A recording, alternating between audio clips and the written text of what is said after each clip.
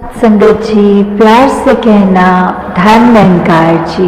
इतना करीब होने के बाद जब वो अपनी आंखों से नहीं खुद देखा जाता, वो संतों का संग करने के बाद ही ये दात प्राप्त होती है, जो अपने लिए तो सुखदायी होती भी है और हमारे जीवन में वो ऐसा एक हमारा पल पल बना देती है कि हर पल में सिर्फ ये निरंकार प्रभु परमात्मा का शुक्रिया निकलता है हर समय, और वो भाव कि इसी के ही हमेशा गुणगान करने हैं। फिर बाकी चीजें लगता है कि है सबकी इम्पोर्टेंस अपनी है, पर निरंकार से ज्यादा इम्पोर्टेंट कुछ नहीं, इस परमात्मा से ज्यादा जरूरी कुछ नहीं। हाँ जी, इसे एक दे नाल जोड़ के बेड़ा जग दा पार करन।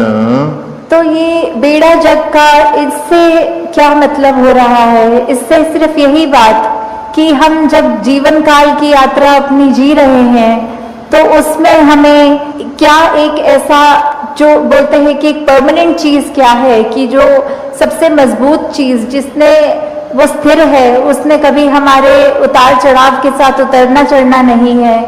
जैसे एक तूफान आता है तो हमें बोला जाता है कि कोई ऐसी चीज को पकड़ लो, जैसे पेड़ या कुछ जो अपना जमीन के अंदर इतनी मजबूती से जिसकी नींव गड़ी हो, ताकि वो हवा फिर हमें उड़ा नहीं सकती। हमने एक ऐसी स्थिर चीज को पकड़ लिया है जिसके कारण हम भी वो हवाएं हमको उड़ा के नहीं ले जा सकती। तो ऐसे ही जीवन में हम अपने जीवन को तब तक अपना अच्छे से जीवन जी सकेंगे जब तक हम ये निरंकार के साथ अपने मन से ना जुड़े, तब तक वो एक जीवन भी हमारे उतार चढ़ावों के साथ फिर उथल पुथल मचाता है मन में। तो निरंकार का ही आसरा लेना है, निरंकार में ही अपनी श्रद्धा रखकर ये वो बात करनी है कि हमें ये अब जो स्थिर चीज मिल गई है, जो कभी एक सब किसी भी सिचुएशन में अपनी जगह से नहीं हिलती, तो हम फिर वो एक मजबूती का और सहारा लेते चलते जाते हैं और हमारा मन भी और सहारा पक्का करके एक विश्वास और बढ़ाकर फिर हमारे जीवन में ऐसे भी कोई कर्म नहीं हो पाते जो अपने लिए भी नुकसानदायक हों और औरों के लिए भी नुकसानदायक हों। हाँ जी, श्वास श्वास इस एक नु सिमरण दूजा कदे त्यागण ना।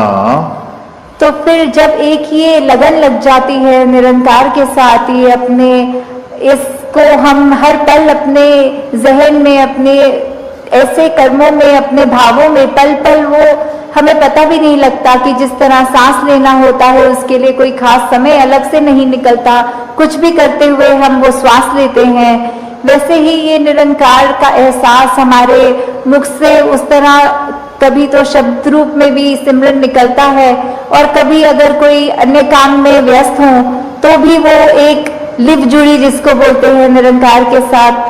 तो जब वो हो वहां पे हम रहे पूरे समय, तो दिन में कुछ भी करते चले जाएं पर लगातार एक चीज एक कांस्टेंट रहती है, वो है कि ये निरंकार का एहसास।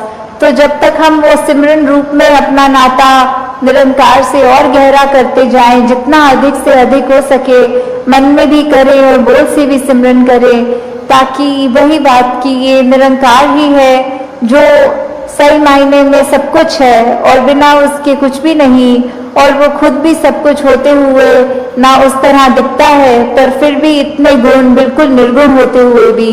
तो हमें भी ये सब ज्यादा से ज्यादा ऐसे कोशिश करनी है कि हम बिल्कुल वही गुणों को अपने जीवन में उतार पाए, उसी तरह अपने जीवन को चला पाए जिस तरह युगों युगों ने संतों ने चाहा है कि एक कर्म हमारे ऐसे बनते जाएं, एक ऐसा हमारे दिल से दिल का रिश्ता इस निरंकार प्रभु परमात्मा से जुड़े। हाँ जी, कहे अवतार और पूरे गुरसिख एक नु कदी भुलावन ना। तो फिर ये जो एका है ये निरंकार की तरफ इशारा करते हुए कि जो भी पूर्ण गुरसिख होंगे, जिनको ये ब्रह्म ज्ञान की दात प्राप्त हो गई और उसके बाद वो अपने अहंकार को तज के ये उस तरह एक सिर्फ इस एक ही के साथ ही जुड़ा हो, चाहे वो किसी भी भाव से हम लेते हों, जो अपनी श्रद्धा से जो भी बुलाना चाहे, तो उसके साथ जब तक जुड़े हैं इसका एहसास करते हुए तो ही सब कुछ है, नहीं तो वो एहसास जिस पल खो दिया, समझो वो जीवन काल वहीं थम गया, या फिर वो भी नहीं पता लगता कि कब वो पतन की ओर एक हमारे सोच विचार बन जाते हैं। तो हमें किस तरह ये अपने अंदर और मेहनत करनी है कि बस ये एक जो है इसी के साथ और जुड़ते चले जाएं, इसी के साथ अपना हर पल इस तरह बिताएं कि जैसे एक मछली होती है, जब उसको पानी से बाहर निकाल दिया जाता है तो कैसे तड़पती है, वैसे ही जिस पल हमें इस निरंकार का चेता भूले, उसी समय ये तड़प अंदर से अपने आप वो लिव वापस जोड़ दे। तो इस तरह कोशिश करके अपने जीवन को हम एक उस तरह ढालें कि किस में हमें, जहाँ ये निरंकार प्रभु परमात्मा जो अंग-संग है, सदा है, कायम है, और उसको ना कोई काट सकता है, ना उसको कोई गीला कर सकता है, एक ऐसा परमात्मा जो शुरू से था और अंत तक है और उसका कोई अंत ही नहीं है। तो वैसे ही हमें भी उसके साथ जुड़ते हुए अपने जीवन को भी और सुधारना चाहिए। आपका ये निरंकार के आगे अपनी अहंकार को तजते सिर्फ एक वो शीश झुकाकर, एक चेहरों पे मुस्कुराहट रखकर, ये जो अंदर और सीखने की भावना की ये गुरसिक का तो जीवन ही यही है कि हर पल सिर्फ सीखना ही सीखना है। तो वो उसी भाव से जब एक मर्यादित रूप में सत्संग होती है और सारी वो बातें सबकी सुनी जाती हैं, तो अपना मन जहाँ हमारा और साफ होता जाता है, जीवन में अच्छे गुण आते रहते हैं और उसी तरह हम एक और खूबसूरत ये इंसान बनते हैं। हम खुद भी इस मिशन के साथ जब जुड़े हैं तो ये निरंकारी मिशन का हम एक एक व्यक्ति, हम यहाँ एक एक महापुरुष अपने जीवन को उस तरह सुधार के रखे कि एक समाज में भी अगर कहीं जाएं तो सबके मन में यही लगे कि इस व्यक्ति के जैसे बनना है, उसके पास एक ऐसी दात है जो उसको एक हमेशा बाकियों से अलग दिखाती है। तो इस तरह हमारे कर्म ही जब वो प्रचार का रूप ले ले, हमारी भाषा ही प्रचार का रूप ले ले, हमारे सोच ही प्रचार का रूप ले ले, तो फिर हमारा ये जीवन काल जब तक है और उसके बाद जैसे लोक सुखी पर लोक सुहेला, तो किस तरह ये जीवन भी जीते हुए हमने जहाँ वो ह्यूमन वैल्यूज को रखना है, एकत्व, भाईचारा, मिलवर्तन, करुणा, दया, ऐसे अनगिनत जो भी है वो तो रखकर अपने जीवन में हर पल जीवन को जीना है। और उसके बाद ये ब्रह्म ज्ञान जो इस जीवन काल में हमें मिल गया है, वो दात को हमें हर पल ऐसे याद रखना है कि कभी भी अगर अंत समय हो तो वो दात हमें हमसे छिन ना जाए, उसको निरंकार को ऐसे संभालते हुए हर पल निरंकार का एहसास रखना है एक हमेशा के लिए। फिर कोई भक्ति में ये नहीं कहा जाता कि दुनियावी काम छोड़ दो, एक जो भी एक साधन है जीविका कमाने का उसको त्याग दो, कहीं दूर चले जाओ, एकांत में चले जाओ। नहीं, एक एकांत में एक समाज से कट के उस तरह भक्ति नहीं, समाज घर परिवार में रह के भक्ति करना। हर एक परमात्मा की रचना, हर एक इंसान, चाहे वो घर के मेंबर्स हों या फिर कोई दोस्त या फिर कोई अजनबी, तो कैसे हर एक में जहाँ परमात्मा है, हर एक में उस परमात्मा का वास है, तो ये परमात्मा हर एक में देखा जा सकता है। तो वो उससे इसकी दूरी ये तय हो जाती है जब साक्षात ब्रह्म ज्ञान द्वारा ये परमात्मा दिखता है, फिर वो कण कण में दिखता है। फिर ये परमात्मा एक हर समय की सच्चाई बन जाती है। बाकी दुनियावी सच्चाइयाँ तो बदलती रहती हैं, कोई भी ऐसी चीज़ नहीं जो सदैव की सच्चाई हो। एक शरीर को भी हम ले तो ये भी बदल जाता है, हमारे सोच ख्याल को लें ये भी बदल जाते हैं, कोई भी तत्व ले लें वो भी अपना रूप बदल लेता है।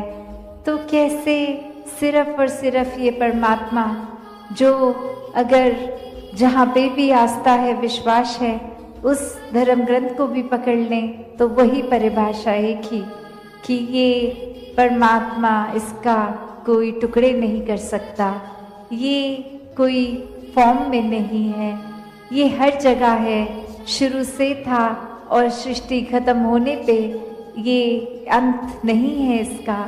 कैसे ये कोई भी चीज़ से एक कम ज़्यादा नहीं किया जा सकता। तो जो ये सच्चाई को पहचान लेता है, वाक्य में वो अपनी हकीकत भी पहचान लेता है कि एक शरीर से जुड़ी हुई एक शॉर्ट टर्म, एक छोटे, एक कुछ सालों के लिए कम समय की एक सच्चाई नहीं, पर सदैव रहने वाली सच्चाई। कैसे फिर मन परिस्थितियों के साथ एंग्शियस नहीं होता, एक मन में ऐसे ख्याल नहीं आते जो बेचैन कर देते हैं, क्योंकि सब में ही ये परमात्मा का हाथ एक आशीर्वाद रूप ही दिखता है कि अभी अगर ये परिस्थिति आई है तो हमें इस परिस्थिति से क्या सीखना है, हमें अपना कॉन्डक्ट कैसे रखना है। तो हर किसी चीज़ में जब एक हम कण कण से शिक्षा ले लेते हैं तो वाकई ही परमात्मा का एहसास कण कण में हुए, और ये एहसास कोई भी चीज़ से हो सकता है। तो एक बार जब इस परमात्मा से जुड़ गए ब्रह्म ज्ञान द्वारा, तो फिर दुनिया की कोई भी चीज़ फिर एक डामाडोल नहीं करती। फिर सिर्फ एक हम उस चीज़ के मोहताज नहीं रह जाते कि जब जब जीवन में हमारे हिसाब से जीवन चल रहा है तब तो परमात्मा है, वरना एक नहीं कोई हमारे मुताबिक चीज़ चली तो परमात्मा को ही कोसते चले गए। परमात्मा से ये मन की एक शक की बात कि परमात्मा हो भी कि नहीं हो, अगर हो तो हमारी क्यों नहीं सुनते हो, एक हमारे ही शरीर में क्यों तकलीफ दी, एक हमें ही कोई धनहीन क्यों रखा, एक हमें ही ऐसी परेशानियां जीवन के इतने पड़ाव पे इतने लगातार क्यों दी। भक्त तो जानते हैं कि परमात्मा का होना ही सच्चाई है, परमात्मा द्वारा हर पल जीवन का ये प्रसाद रूप है। इसको अब कैसे निभाना है वो हम पे है, एक हमारी चेतनता उसको प्रयोग में लाना है कि कैसे एक कर्म जहाँ करने की आज़ादी है वहाँ किस तरह चुनाव करना है कि किस समय में कौन से कर्मों को करना है। और उत्तर बहुत ही सरल कि हम कर्म भी वो करते हैं जो हमारी सोच बन जाती है, जो चरित्र बन जाता है, जो बोली भाषा जैसी बन जाती है। तो बात वही कि जब ये परमात्मा को ही मन में बसाएंगे तो हर पल इसी का शुक्राना होगा, इसी का एहसास होगा और इसी परमात्मा के ऊपर जीवन आधारित होगा, तो कर्म भी बहुत पावन बन जाएंगे। एक पूरी दुनिया के लिए एक दिल से सेवा होगी, एक पूरी दुनिया के लिए जीवन बीतेंगे, सिर्फ एक अपने लिए सेल्फिश होके खुदगर्ज होके नहीं, पर वाक्य में एक पूरे संसार के कल्याण के लिए हमारा जीवन होगा। तो एक बालक बालिका के जीवन में ग्रोथ की बात होती है, वहाँ पे एक अच्छी तहजीब के साथ साथ ये एक अंदर से स्पिरिचुअलिटी की भी बात की जाती है। ये चाहे फिर ये मानवता का संदेश उस रूप में एक गुणों को अपनाने वाली बात, तो चाहे बेशक छोटी उम्र से ये पढ़ाई सिखाई जाए, पर ये जीवन में हम हमेशा इसको कोई ऊपरी पढ़ाई की तरह ना लें, कोई सिखाई गई चीज़ की तरह ना लें, क्योंकि जिस समय ये परमात्मा ये निराकार ब्रह्म ज्ञान से जीवन में उतर गया, वहीं एक हमारे अंदर से भाव बेहतर मनुष्य बनने की, और इसकी कोई उम्र भी नहीं। स्कूल तो फिर भी एक 12वीं कक्षा तक हो सकता है, पर ये जीवन कैसे एक हर समय की शिक्षा है, कण कण से शिक्षा लेना है हर एक को, कि कैसे एक ये भाव भी अक्सर जो बात अहंकार की आती है, वहाँ ये बात भी होती है कि जब किसी ने मान लिया कि सब कुछ तो हमें आता है, मैं हर चीज़ बखूबी करता हूँ तो कोई भी चीज़, नई चीज़ या कोई पुरानी चीज़ को ठीक तरीके से सीखने की ये इच्छा कि इसको सीखा जाए, ये अहंकार की वजह से संभव नहीं हो पाता। तो कैसे अपने जीवन में जहाँ हर कोई ताउम्र छात्र रूप भी बना रहे, एक वो सीखना तो है, पर क्या सीखना है उस पे गौर करें। क्योंकि पूरा दिन अगर हम देखें तो ये आँखें भी, ये कान भी, ये ज़बान भी, ये बुद्धि से भी हर तरह की ये जो हमें इनपुट्स मिल रहे हैं, तो क्या हर एक चीज़ सीख लेना समझदारी है? एक भलाई उसमें है क्या? नहीं। एक फिल्टर की जो बात होती है कि क्या चीज़ देखकर भी अनदेखी करनी है, क्या चीज़ों को अपनाना है, किसको छोड़ना है, वो चेतनता की बात है। और ये चेतनता ब्रह्म ज्ञान से जहाँ एक आत्महत्या के जीवन में, एक ये स्पिरिचुअल लाइफ में, तो हर समय ये बहुत ही अच्छा माध्यम, ये टूल। पर एक और बात भी देखी जाए कि अगर हम कोई दुनियावी, कोई मटीरियलिस्टिक अपनी रिस्पॉन्सिबिलिटी, कोई काम काज भी कर रहे हैं, कुछ भी कर रहे हैं, तो उसमें भी चेतनता होनी बहुत ज़रूरी होती है। चाहे वो अक्सर छोटा सा एग्जाम्पल ड्राइविंग का भी, कि सड़क पे होते हैं तो अक्सर वही पंक्ति बार बार नज़रों के आगे आती है कि सावधानी हटी दुर्घटना घटी।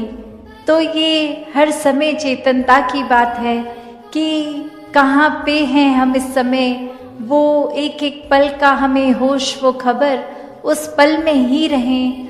वरना तो सोच एक सेकंड लगता है इधर उधर भागने में, ध्यान भटकने में। तो कैसे जहाँ उपस्थित है शरीर, वहाँ मन को भी उपस्थित रखना है, और ये चेतनता हर समय की जीवन में हो।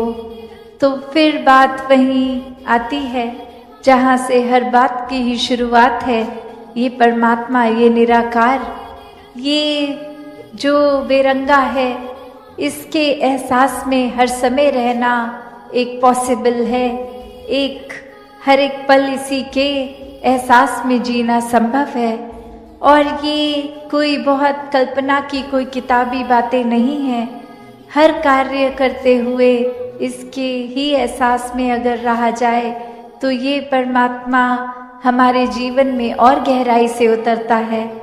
कैसे फिर जहाँ बात अभी जिक्र भी अहंकार का हुआ कि कैसे फिर मन हमारा अक्सर इतना ज़्यादा, किसी ने थोड़ी तारीफ क्या कर दी, वो ही बात में इतना अपने आप को श्रेष्ठ मानते हुए एक ऐसी विचारधारा के अंतर्गत रोज़ जीना, उठना, खाना, बैठना शुरू कि अब हमसे श्रेष्ठ तो कोई नहीं। हर एक जीवन में हमने सोसाइटी में कुछ मान सम्मान पा भी लिया तो वो मान सम्मान एक किसी तरह की अपनी ही अहंकार का कारण बने नहीं। जहाँ जिस रूप में भी हम जीवन में प्लेस्ड हैं वो हमारे लिए अहंकार का कारण नहीं, विनम्रता का कारण होना चाहिए। कि अगर कोई जिम्मेवारी किसी रूप में है, चाहे वो घर के ही छोटे यूनिट में जिस तरह का भी, या समाज में या कोई भी, तो वो एक हमें अपॉर्चुनिटी मिल रही है, मौका मिल रहा है और सेवा करने का, अंदर से अपने पात्र को और खाली करने का। क्योंकि फिर वही बात जहाँ एक फाइन लाइन होती है, एक बहुत ही संकीर्ण सी एक रेखा, जो एक हमारे मनोबल की बात और एक अहंकार की बात, कि कैसे एक हम अपनी सेल्फ रिस्पेक्ट और ईगो के बीच में जो एक लाइन है कि अक्सर हम ये बात तो हर किसी को सिखाया जाता है कि एक दूसरे का मनोबल बढ़ाओ, वो मोटिवेशन बढ़ाओ, पर कहाँ वो मोटिवेशन को अब हमारे ही मन में हमने उस तरह लेना है कि वो एक जिस काम के लिए है वो अपना काम उस तरह करे, वो अहंकार की तरफ ना जाए। अक्सर सूक्ष्म अहंकार की भी बात होती है कि हमें पता तक नहीं चलता कि कब एक छोटी सी जगह से ही हमारे अंदर अहंकार धीरे धीरे घुस रहा है। चाहे वो कोई बड़ा एपिसोड, कोई बड़ी घटना ना हो, एक छोटी सी ही चीज़ कि किसी का कुछ अपने आप से तुलना करके हमने देखा कि उससे ज़्यादा अच्छे हो गए हम किसी बात में, और वहीं किसी के ना जताने पर भी खुद ही इस बात को मन में अहंकार के रूप में लेते जाते हैं, तो फिर ये अहंकार तो अपना घर बनाएगा ही मन में, और साथ ही ये परमात्मा उतना मन से जाएगा भी। तो हमें किसको टिकाना है, किसको नहीं, ये शरीर की भी जब बात हो रही है तो हाँ, ये आत्मा जो है वो ज़्यादा इस शरीर से महत्वपूर्ण उस रूप में तो है, पर ये परमात्मा ने शरीर भी इसलिए दिया है कि हम इसकी देखभाल करते गए थे सारे अपने। सत्संग जी, प्रेम से कहना, आज नारायणगढ़ में ये संत समागम का जो रूप बना है और संतों ने निरंकार का जिक्र करते हुए, सदगुरु की महिमा का जिक्र करते हुए बार बार प्रेम की तरफ इशारा दिया कि किस प्रकार प्रेम ही असली धर्म है। प्रेम अगर जीवन में आ जाए तो इस जीवन का मूल पड़ जाता है। प्रेम से जो जीवन रंग गया वो हर पल फिर इस परमात्मा में लीन होकर प्रेमा भक्ति करते हुए जीवन जीता है। तो फिर जैसे स्थान का नाम भी नारायणगढ़ है, तो जिस मानव के, जिस इंसान के जीवन में ये ब्रह्म ज्ञान आ जाए, ये प्रेम आ जाए, तो वो हर एक इंसान, हर एक मानव इस नारायण का घर बनता चला जाता है। तो यही कृपा, यही अनुकंपा सद्गुरु सारी मानवता पर कर रहे हैं कि ये चलते फिरते नारायण के घर बन जाएं ये संत, ऐसा जीवन सबकी झोली में आए। अक्सर वो पंक्तियां हम सुनते हैं कि दया धर्म का मूल है, पाप मूल अभिमान, तुलसी दया न छोड़िए जब तक घटने प्राण। कि किस प्रकार जो सच्चा धर्म है, जिसके जीवन में ये सच्चाई आ जाए, सही मायनों में धर्म आ जाए, उसके जीवन में प्रेम, दया, करुणा, ये भाव उत्पन्न होने लगते हैं। इन भावों से सराबोर हो जाता है वो जीवन। फिर वो चाहकर भी किसी को चोट नहीं पहुंचा पाता, किसी को दुख नहीं दे पाता, क्योंकि दया और करुणा के भाव दिल के ऐसे भाव बन जाते हैं कि किसी के आंसू पहुंचने में मैं योगदान दे सकूं तो मुबारक है, पर परमात्मा से हर पल यही अरदास कि गलती से भी किसी का दिल ना मैं दुखा बैठूं, कहीं गलती से भी ठेस, नफरत के कारण मैं किसी को ठेस ना पहुंचा बैठूं। तो ये जो दया धर्म का मूल है, जिस जिस जीवन में सही मायनों में धर्म प्रवेश करता है, जिस जिस को सही मायनों में धर्म का अर्थ समझ में आता है, वो फिर इन करुणा वाले भावों से, प्रेम वाले भावों से जोड़ने का ही कार्य करते चले जाते हैं। बाबा हरदेव सिंह जी की वो पंक्तियां कि धर्म जोड़ता है तोड़ता नहीं, ये अटल सच्चाई है। क्योंकि जब जीवन में सच्चा धर्म आ जाए, जब सच्चे धर्म की समझ आ जाए, तो सिर्फ और सिर्फ जोड़ने का काम ही किया जा सकता है। क्योंकि सच्चे धर्म को पहचानने के बाद, इस मानवता के धर्म को पहचानने के बाद, इस ब्रह्म ज्ञान को जानने के बाद, इस परमात्मा को जानने के बाद, जो भावों से मेरा जीवन युक्त होता है, वो सिर्फ जोड़ ही सकते हैं, वो तोड़ने का काम कर ही नहीं सकते। प्रेम, करुणा, दया, विनम्रता, ये सारे भाव सिर्फ और सिर्फ जोड़ने का काम कर सकते हैं। और अगर मुझे ये भ्रांति है कि मैं बहुत धार्मिक हूं, लेकिन मेरे कर्म और मेरे भाव इस प्रकार से हैं जिनकी वजह से किसी का दिल टूट रहा है,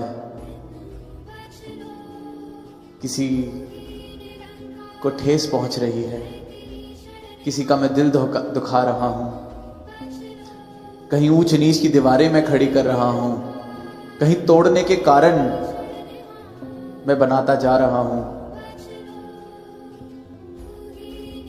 और कहने को मैं खुद को धार्मिक समझ रहा हूं, तो फिर ये सिर्फ एक भ्रांति भरा जीवन है। और धर्म के नाम पर ही हमने देखा है इतिहास में इस दुनिया के कि कितने ही तोड़ने के ऐसे काम, जहां धर्म ने तो एक से दूसरे को मिलाना था, कि चाहे जिस भी संस्कृति से, जिस भी जगह, जिस भी प्रांत, जिस भी समाज में इंसान ने जन्म लिया हो, पर धर्म ने सबको मिलाने का काम किया। हर पीर पैगंबर ने इन फर्कों से ऊपर उठकर सबको मिलाने का रास्ता दिखाया, पर फिर अंधकार के कारण, भ्रांतियों के कारण इसी धर्म को जोड़ने की जगह दीवारों का साधन बना लिया गया। और फिर वही पंक्ति सुनने में जो बहुत ही साधारण, कि धर्म जोड़ता है तोड़ता नहीं। और जिस जिसने सही मायनों में धर्म को पहचाना है, जिस जिसके जीवन में ये ब्रह्म ज्ञान का प्रकाश आया है, वो इस बात को पहचान सकते हैं और मान सकते हैं कि धर्म तो सिर्फ जोड़ ही सकता है, तोड़ने का काम सिर्फ और सिर्फ मेरे भ्रम, मेरा अहंकार, मेरी अपनी मान्यताएं करती हैं। मेरी मान्यताएं कि अगर मैं शहर में पढ़ा लिखा हूँ तो मैं गांव वालों से बड़ा, या मैं गांव से पढ़ा हूँ या गांव में पला हूँ तो मुझे अपनी मिट्टी की ज़्यादा समझ, मैं इस कुल में पैदा हुआ तो मैं ऊंचा, वो उस कुल में पैदा हुआ तो वो नीचा। तो तोड़ने के कारण सिर्फ और सिर्फ मेरी मान्यताएं, मेरी भ्रांतियां दूरी का कारण, तोड़ने का कारण। और जब ये जीवन में सत्य का प्रकाश इस रूप में आ जाता है, तो वो जो अंधकार के कारण भ्रांतियां मेरे जीवन में थीं, वो इस रोशनी के आगे टिक नहीं पाती, वो इस सत्य की रोशनी के आगे टिक नहीं पाती, तो अपने आप ही ये जो दूरी के कारण हैं खत्म होने लगते हैं। ये जो एक मैं मेरी के भावों की वजह से दूरियां और दीवारें बनी थीं, मैं खुद पर हंसने लगता हूं कि कैसी बचकानी सी बात, कैसा बचकाना सा, क्या नादानी भरा जीवन में जीता आया दूरी का कारण बनाने के लिए।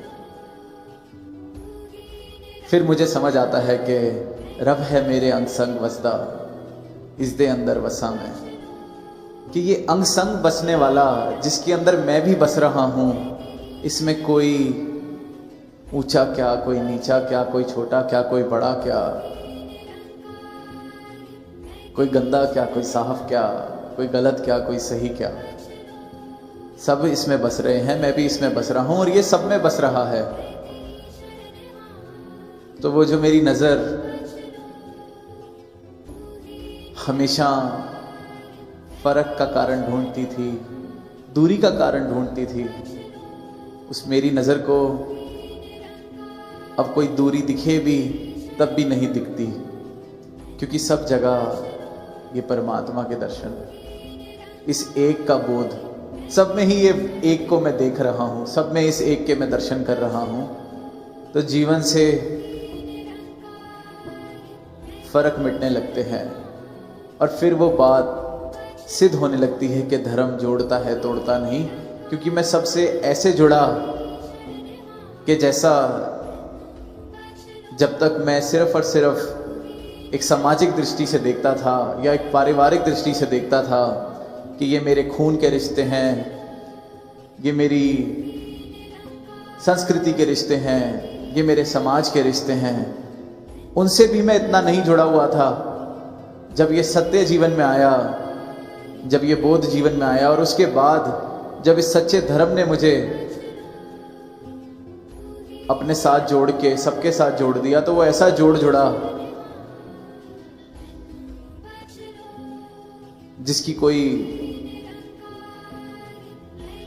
मिसाल ही नहीं, जिसको मैं कभी सोच भी नहीं सकता था कि ऐसा एकत्व एक दूसरे के साथ बख्श दिया। और फिर वो भावना भी जीवन में आती है कि एक को मानो, एक को जानो, एक हो जाओ। और जब कोई एक हो जाता है इस परमात्मा को जानकर, जब ये ब्रह्म ज्ञान जीवन में आ जाता है, तो उसे इस बात की समझ आती है कि एक तो मैं पहले से ही था, ये तो सिर्फ और सिर्फ अंधकार, ये तो सिर्फ और सिर्फ मैं इस बात से वाकिफ नहीं था कि मैं इस परमात्मा के साथ एक हूं, मैं इस परमात्मा की रचना के साथ भी एक हूं। अगर मुझे पहले कहा जा रहा है कि एक को जानो, एक को मानो, एक हो जाओ, कि बिना इस एक को जाने इस एकत्व का एहसास ही नहीं हो सकता, क्योंकि ये एकत्व तो बसा ही हुआ है कण कण में। मैं भी इस एक से ही निकला, पर जरा इस सच्चाई के ऊपर धूल सी जमी हुई कि ये जो सत्य, सारी दुनिया, सारी ही कण कण, सारी सृष्टि में एक बराबर ये जो सत्य फैला हुआ है, इससे मैं ना वाकिफ था। मेरी आंखों पे जो चश्मे चढ़े थे, उनमें वो क्षमता नहीं थी कि इस सच को वो देख सके। वो धूल इस प्रकार मेरी आंखों पे चढ़ी हुई थी कि इतनी बड़ी सच्चाई जिसके अलावा कुछ और हो ही नहीं सकता, मैं उसके प्रति भी अनजान। तो सदगुरु जब जीवन में आते हैं तो वो उस धूल को हटाने लगते हैं, और जिस जिसकी नजरों के आगे से वो धूल हटी है, वो चश्मे उतरे हैं, और जिसने वो एकत्व की नजर से देखा है, तो फिर उसको दूसरी कोई नजर भाती नहीं। जिसने ये एकत्व का एहसास कर लिया, फिर उससे अगर कहा जाए कि अब पहले वाला जीवन, दीवारों वाला जीवन, नफरतों वाला जीवन, मैं मेरी वाला जीवन वापस जी लिया जाए, तो वो कभी राजी नहीं होगा। क्योंकि किसी को अगर हीरे मोती मिल जाएं और कहा जाए अब इन्हें वापस कर दो, और वापस पत्थर कंकड़ उनके साथ खेलना शुरू कर दो, जिसको तुम पहले हीरे मोती समझ के बैठे थे, तो दास को तो नहीं लगता कि कोई भी ऐसा सौदा करेगा। तो जिसको इस बात की कदर हुई कि वाकई ये वस्तु अमूलक दी मेरे सतगुरु, ये अमूल्य वस्तु जो जीवन में मिली है, जिसका कोई मूल नहीं, अब तो प्राण जाए तो जाए, पर इस वस्तु को नहीं से मिलता है। बस छोटी सी बात कोई मेरे अहंकार को ठेस पहुंचाती है, और मैं झट से अपने सुकून को ईंट की तरह ऐसे ही फेंक के मारता हूँ, क्रोध के रूप में या किसी और अपशब्द के रूप में, और जो सुकून अपने हाथ में, जिसकी कीमत उस सोने की ईंट से भी कहीं ज्यादा, उस हीरे के उस पत्थर से भी कहीं ज्यादा। जब सामने वाले ने ऐसा किया तो उसको मैंने मूर्ख बता दिया। तब तो मैंने बड़ी चेतनता से कह दिया कि ये तो घाटे का सौदा है। थोड़ी सी ही तो बात थी, अपना इतना नुकसान करने की क्या जरूरत। पर इंसान अपना इससे भी भारी नुकसान खुद करता जाता है। किसी और को जलाने के लिए कोयला अपने हाथ से उठा के फेंकता है। वही जो मेरी अपनी शांति, अपना सुकून बना हुआ है, बस किसी की बात, और वो बात सिर्फ इसलिए क्योंकि दिल में, मन में अहंकार इतना ज्यादा कि किसी के ऐसे शब्द, किसी की ऐसी बात मैं समा ही नहीं पाता अपने अंदर। फिर इसीलिए विशालता का जो गुण जीवन में आता है, जब इस परमात्मा के साथ हम एकमिक होने लगते हैं, इस भक्ति के रस को चखने लगते हैं कि कोई बात आई, ये इतनी विशालता बख्शते हैं कि मेरा जीवन इतना विशाल होने लगता है कि कुछ फेंका अंदर तो बस वो गहरे में अपने आप चला गया। वो जो पंक्तियां हैं कि सागर गहरा है इसलिए शांत है, मचलती नदियों में गहराइयां नहीं होती। तो जीवन में जिसके ये गहराइयां आने लगती हैं तो साथ साथ ये सुकून और शांति भी आने लगती है। फिर ये जो अहंकार का शोर है, जो हर बात पर उछलने के लिए तैयार है, वो जीवन से जाने लगता है। तो आज सभी संतों ने जहां प्रेम की ओर, सुकून की ओर, ब्रह्म ज्ञान, इस सत्य की ओर इशारा किया कि आओ रब दे दर्शन कर लो, संदेशा है इंसानां नूं। स्टेज के पीछे भी जो पंक्तियां लिखी हैं कि जिसकी भक्ति, जिसकी पूजा, उसका ज्ञान जरूरी है। कि ये जानकारी, इसको पहचानना, इसको जानना, वो पहला कदम है इस जीवन को सत्य की राह पर जीने का। इस जानकारी के बगैर जो कुछ भी मैं करता हूं वो मेरी अपनी मान्यताएं हो सकती हैं, वो मेरा अपना सच हो सकता है, किसी और का अपना सच हो सकता है, पर वो जो अटल सच्चाई, युगों युगों से जो सत्य है, वो सच नहीं। वो मेरी और आपकी अपनी अपनी मान्यताएं हो सकती हैं, और जब तक इंसान मान्यताओं के आधार पर जीवन जी रहा है तो दूरी के कारण भी मिलते रहते हैं, दीवारें भी बनती रहती हैं। पर जब सत्य के आधार पर जीवन जिया जाता है तो सत्य मेरे लिए भी उतना ही सत्य है जितना आपके लिए सत्य है, और सारे ही संसार के लिए ही उतना सत्य है। तो दूरी के कारण बचते ही नहीं। इस अंधकार में सत्य की रोशनी जब आ जाती है तो अंधकार नहीं बच सकता। एक कमरा जितना भी अंधेरे में हो, एक छोटा सा दिया भी वहां जला दिया जाए तो उस कमरे को अंधेरा कमरा नहीं कहा जा सकता। तो जहां जहां सत्य के आधार पर जीवन जिया जा रहा है वहां दूरी का कारण आ ही नहीं सकता। और अगर हमें लगता है हम सत्य की राह पर हैं, इस परमात्मा के दर्शन करके, परमात्मा को जान के भक्ति की राह पर हैं, और फिर भी अगर जात पात, ऊंच नीच, लड़का लड़की, अपना पराया, कि ये ऊंची जात का, ये छोटे कुल का, अगर अभी भी इन्हीं भावों के साथ मेरे रिश्ते नाते बने हुए हैं तो ये भी मेरी एक भ्रांति है कि मैं सत्य की राह पर हूँ, लेकिन मेरे मन के भाव और मेरे जीवन का आधार ऐसी दीवारें, ऐसे दूर करने वाले, ऐसे नफरतों के कारण है। तो वाकई जब जीवन में सत्य आ जाए, ये परमात्मा आ जाए,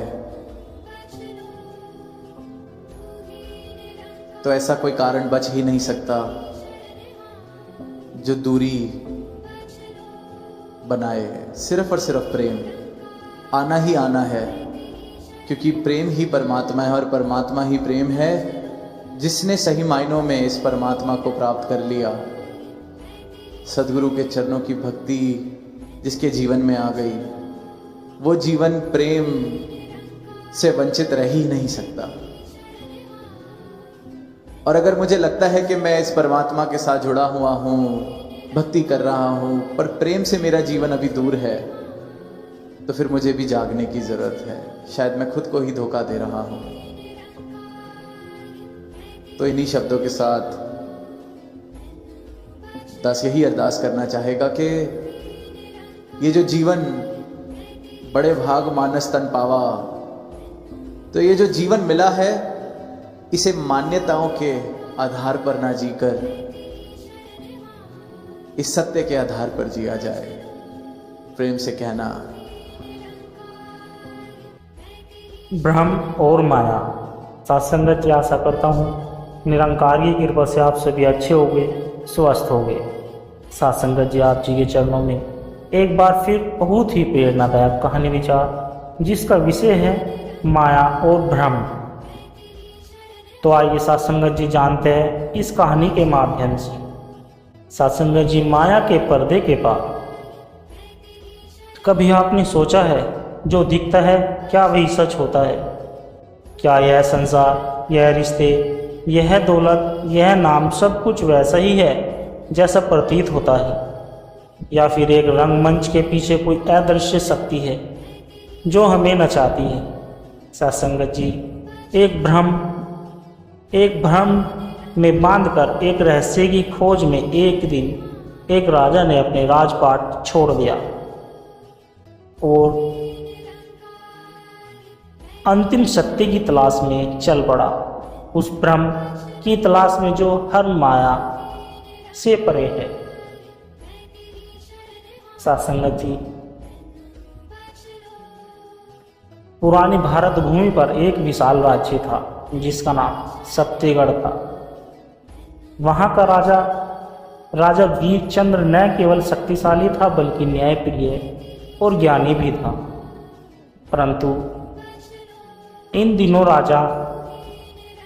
राजा के मन में एक गहरी बेचैनी थी। वह सोचता था, मैंने युद्ध जीते, राज्य फैलाया, खजाना भरा, लेकिन अंत में मृत्यु सब छीन लेगी। फिर मेरा कौन है? क्या यही सब कुछ है? क्या कोई ऐसा सत्य है जो सदा रहता है? राजा ने कई विद्वानों से पूछा, लेकिन किसी का उत्तर उसे पूर्ण संतोष नहीं दे पाया। एक दिन एक सन्यासी दरबार में आया। उस सन्यासी का नाम स्वामी अंतानंद था। उसकी आंखों में स्थिरता और चेहरे पर शांत आभा थी। राजा ने उन्हें अपने प्रश्न बताए। स्वामी बोले, राजन, जो तुम खोज रहे हो वह तुम्हारे भीतर है और वह है भ्रम। परंतु उसे जानने से पहले तुम्हें माया को समझना और पार करना होगा।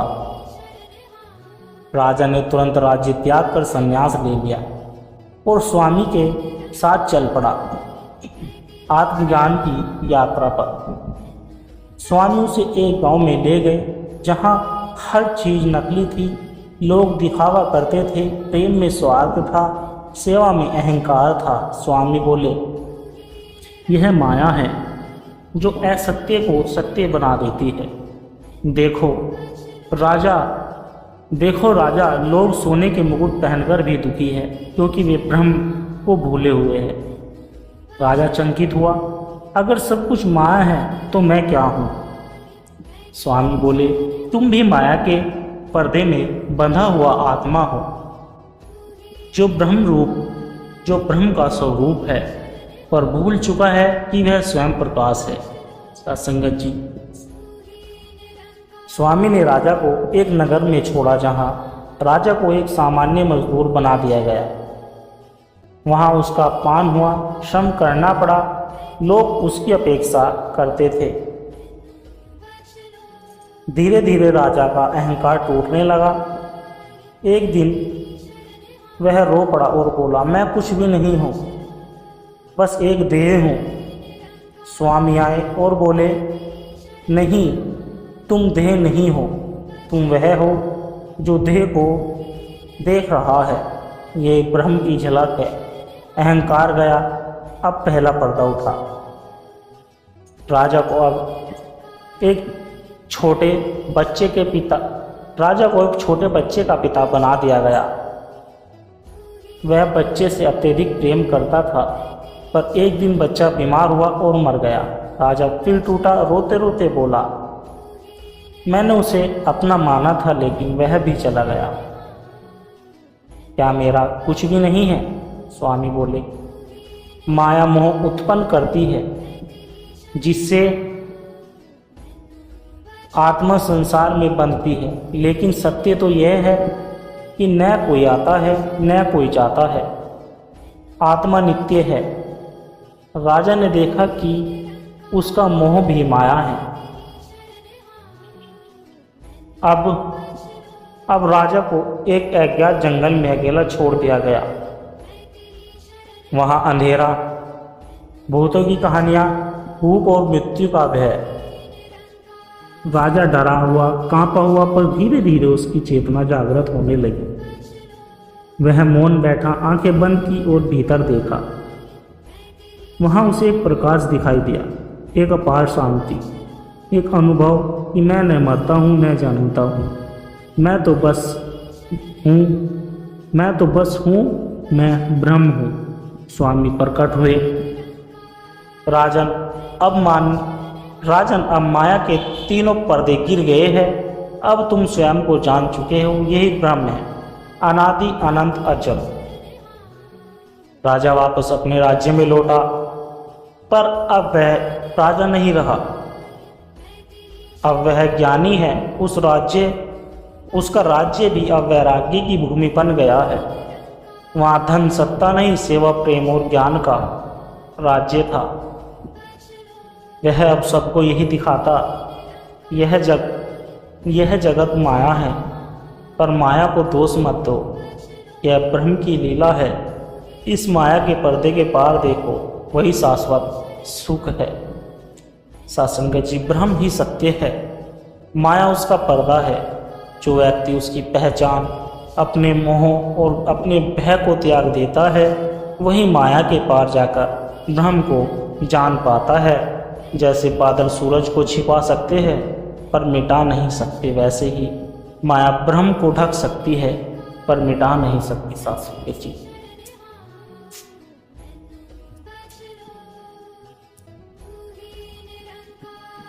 जब तक तुम अपने नाम रूप संबंधों उपलब्धियों से चिपके हो, तब तक तुम माया में। लेकिन जैसे ही तुम भीतर झांकते हो, एक ऐसा शांति का दरिया मिलता है जो कहता है, तू वही है, तत्वमसि। सत्संगत जी, उत्तर भारत के एक छोटे से गांव में गोविंद नाम का एक साधारण किसान रहता था। उसके पास 2 बैल थे, थोड़ी सी जमीन और एक छोटा सा परिवार था। वह हर रोज सुबह सूरज उगने से पहले खेतों में निकल जाता और दिन भर हल चलाता। वह भक्त था, परंतु ज्ञानियों की गहराइयों से अनजान था, ज्ञान की गहराई से अनजान था। एक बार गांव में अकाल पड़ा, बारिश नहीं हुई, फसलें सूख गई। गोविंद रात रात भर जागकर सोचता, ईश्वर क्यों ऐसा कर रहे हैं? मैंने कभी पाप नहीं किया, फिर भी दुख क्यों? उसका मन व्याकुल होने लगा। उसने भगवान से प्रार्थना की, पर राहत नहीं मिली। एक दिन वह खेत में बैठकर फूट फूट कर रोने लगा। ठीक उसी समय एक वृद्ध साधु वहाँ आए। लंबी जटा, हाथों में कमंडल और चेहरे पर दिव्यता। आकर बोले, तू दुखी है क्योंकि तू माया को ही सत्य समझ बैठा है। गोविंद चौंक गया। माया? यह दुख माया है? साधु बोले, जो तू देखता है, खेत, बैल, परिवार, शरीर, यह सब माया है। सत्य कुछ और है। जिसे ब्रह्म कहते हैं। क्या तू उसे जानना चाहता है? गोविंद ने सिर हिलाया और बोला, जी हाँ। साधु बोले, तो चल मेरे साथ चल, पर शर्त है यह सब छोड़कर। गोविंद ने घर जाकर पत्नी से कहा, मैं ज्ञान की खोज में जा रहा हूँ। पत्नी रोई, पर फिर कहा, जाओ, अगर सत्य को पाना ही है तो मेरा मुंह मत देखो। साधु गोविंद को एक घने जंगल में ले गए, जहाँ उसे एकांत में ध्यान करने को कहा गया। दिन बीतते गए, गोविंद को विचित्र अनुभव होने लगे। कभी उसे लगता वह उड़ रहा है, कभी किसी और जीवन की स्मृति आती। एक दिन उसने देखा कि उसके सामने उसकी माँ खड़ी है, रो रही है। वह दौड़ा उन्हें पकड़ने के लिए, लेकिन वह छवि हवा में विलीन हो गई। वह डर गया, यह क्या हो रहा है? साधु बोले, यह माया है, यह तेरे मन के संसार है। यह दिखाएगा, डराएगा, लेकिन तू टिक जा, ब्रह्म का द्वार इससे आगे है।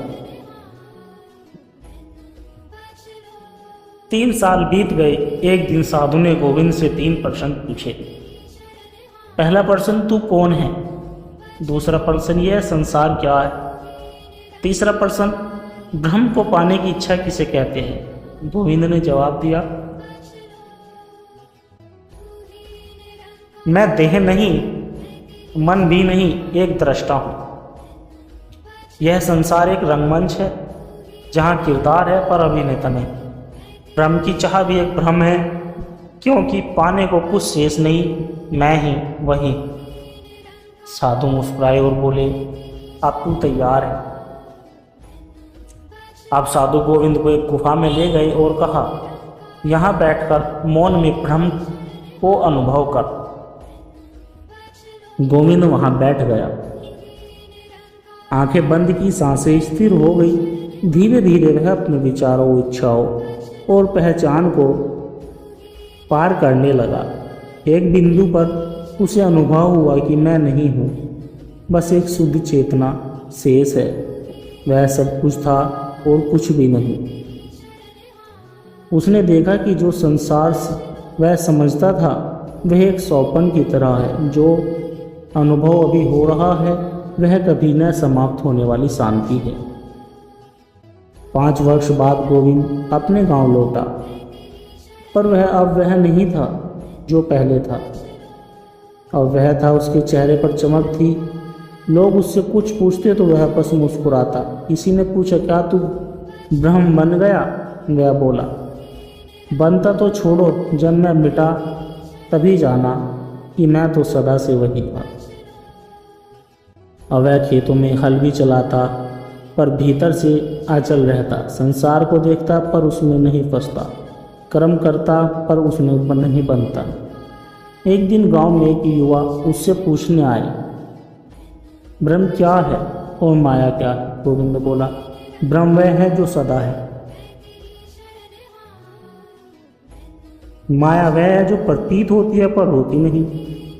माया सूरज के सामने उजड़ता हुआ धूल का कण, वह सूरज को छिपा नहीं सकता, बस हमारी आंखों को थरमा सकता है। जब तू स्वयं को, अपनी पहचान, अपने विचारों को छोड़ देगा, तब ब्रह्म प्रकट होगा, उसी रूप में जैसे आकाश खुलता है बादलों पर। गोविंद अंततः एक गुफा में चला गया और वहीं समाधिस्थ हो गया। कोई मृत्यु नहीं देखी, बस मौन। लोग कहते हैं आज भी ब्रह्म की तरह सब में समाया हुआ है। सत्संग जी यह कथा हमें सिखाती है कि ब्रह्म कोई स्थान नहीं, अनुभव नहीं, वह स्वयं हमारा स्वरूप है। माया ब्रह्म है, सुख दुख अहंकार मोह भय यह सब उसी के रूप है। और ज्ञान का अर्थ है जानना नहीं, पहचानना अपने स्वरूप। सत्संगत जी, नामदेव नामक व्यक्ति एक छोटे से शहर में रहता था। वह एक बैंक में कार्यरत था। परिवार था, गाड़ी, घर, सामाजिक प्रतिष्ठा, हर चीज थी, पर भीतर खालीपन था। हर रात वह छत पर जाकर आसमान देखता और सोचता, क्या यही जीवन है? सुबह नौकरी, रात थकान और फिर एक दिन मर जाना। वह मंदिर जाकर पूजा करता पर शांति नहीं मिलती। एक दिन उसने आत्मा और परमात्मा का पर एक किताब पढ़ी। उसमें लिखा था, जिसे तू बाहर खोज रहा है वह तेरे भीतर है। यह वाक्य उसकी आत्मा को झकझोर गया। सत्संग जी, नामदेव ने धीरे धीरे ध्यान करना शुरू किया। शुरुआत में मन बहुत भागता, नौकरी, EMI, बच्चे, रिश्ते, लेकिन कुछ ही हफ्ते में उसे अपने भीतर एक मौन महसूस होने लगा। वह हर सुबह 4 बजे उठकर ध्यान करता। धीरे धीरे उसकी चेतना बदलने लगी। लोग कहते, नामदेव बदल गया है। वह पहले जैसा नहीं रहा, लेकिन वह जानता था अब वह सच के पास आ रहा है। एक दिन नामदेव को बड़ी तरक्की मिली। बैंक मैनेजर बनने का अवसर मिला, लेकिन उसी दिन एक संत गांव में प्रवचन देने आए। संत ने कहा, जो बाहर की दौलत में सुख खोजता है वह अंदर की दिव्यता को खो देता है। नामदेव भीतर से हिल गया। उसने वह प्रमोशन ठुकरा दिया और छुट्टी लेकर संत के साथ 10 दिन के लिए आश्रम चला गया। वहाँ उसने सेवा की, झाड़ू लगाई, बर्तन धोए और मौन साधना की। पहली बार उसे जीवित महसूस हुआ। एक रात वह एकांत में बैठा था, मौन था, सांस स्थिर थी। अचानक उसे ऐसा अनुभव हुआ जैसे वह शरीर से अलग हो गया हो। उसका शरीर वहीं बैठा था, पर वह स्वयं ऊपर से देख रहा था। उसे एहसास हुआ, मैं देह नहीं हूँ, मैं तो साक्षी हूँ, मैं तो शुद्ध चैतन्य हूँ।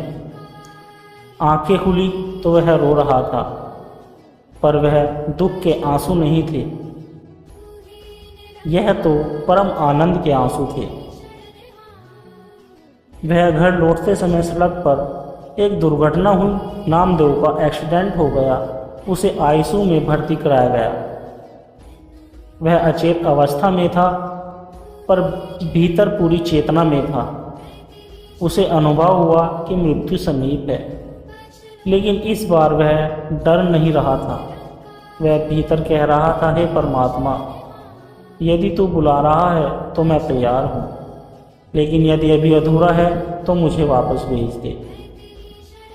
अचानक उसकी सांसें स्थिर हो गई और डॉक्टरों ने चमत्कार बताया और वह बच गया। अब नामदेव नौकरी पर लौटा, पर अब वह केवल नौकरी नहीं करता था, हर कार्य को सेवा समझकर करता था।